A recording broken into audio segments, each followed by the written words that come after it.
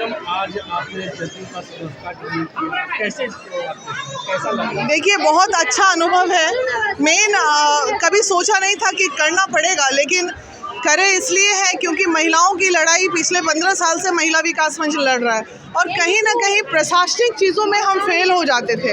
तो अब महिलाओं की बातों को सरकार तक पहुंचाने का काम हमने पहले भी किया है, लेकिन कठिनाइयों के साथ किया है।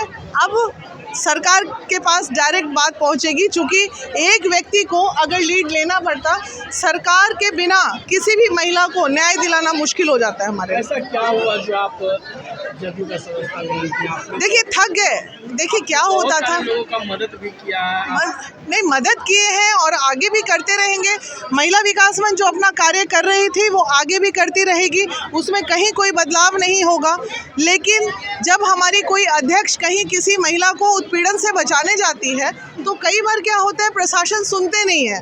तो अब हम जब यहाँ रहेंगे तो कम से कम इतना होगा कि सर देखिए वहाँ एक महिला प्रताड़ित हो रही है, तो प्लीज़ फ़ोन कर दीजिए कि प्रशासन सुन। तो इन चीज़ों के लिए मुझे कदम उठाना पड़ा और आज तमाम अपनी बहनों के आशीर्वाद से मैंने सरकार के तरफ पहल किया। 2025 में अगर आप लोग को मौका मिलता है तो क्या? देखिए, मेरा कोई स्वार्थ नहीं है कि मैं चुनाव लड़ूं, मुझे बिल्कुल स्वार्थ नहीं है और ऐसा कोई मंशा से नहीं आई। मेरा बिल्कुल निश्चय है, निश्चल मन है। माननीय मुख्यमंत्री जी की वजह से आज महिला विकास मंच पूरे बिहार में इतना हुंकार भरा। कई बार हमने नाराज़गी भी व्यक्त की सरकार से, कई बार नीतीश जी के लिए हमने आवाज़ भी उठाया, कभी कभी भीष्म पितामह कह के मैं संबोधन भी की। तो आज उसी भीष्म पितामह के पास मैं आ गई हूँ कि पास में रहूँगी तो अपना दर्द आपको बता पाऊँगी। दूर रह के मैं अपना दर्द आप तक पहुँचा नहीं पाती थी, जिसकी वजह से सारी महिलाएं, जो भी एप्लीकेशंस हमारे पास आते हैं, इस साल महिला विकास मंच ने 700 के ऊपर महिलाओं को न्याय दिलाने का काम किया है।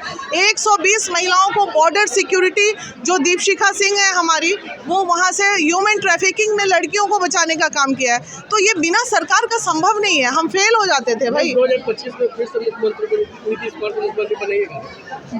महिलाओं के सम्मान में हम निकले मैदान में।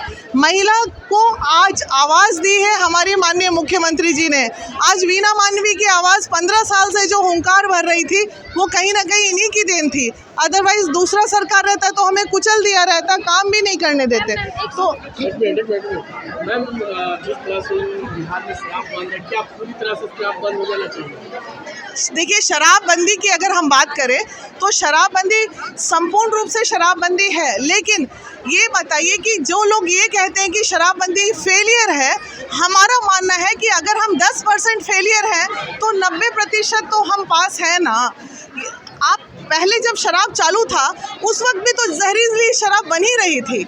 जो वो संकीर्ण मानसिकता के लोग हैं वो तो हर सरकार के बीच में रहेंगे, लेकिन जो महिलाएं, आज इतनी महिलाएं आई हुई हैं, इन तमाम महिलाओं से पूछ लीजिए कि शराबबंदी से थोड़ा तो फ़ायदा नहीं, 50% 70% तो फ़ायदा हुआ ही है ना। तो कोशिश, ये इतना बड़ा कार्य था, 4 राज्यों के बीच में एक ऐसा राज्य था जहाँ पे शराबबंदी करना, ये टफ तो है इसको।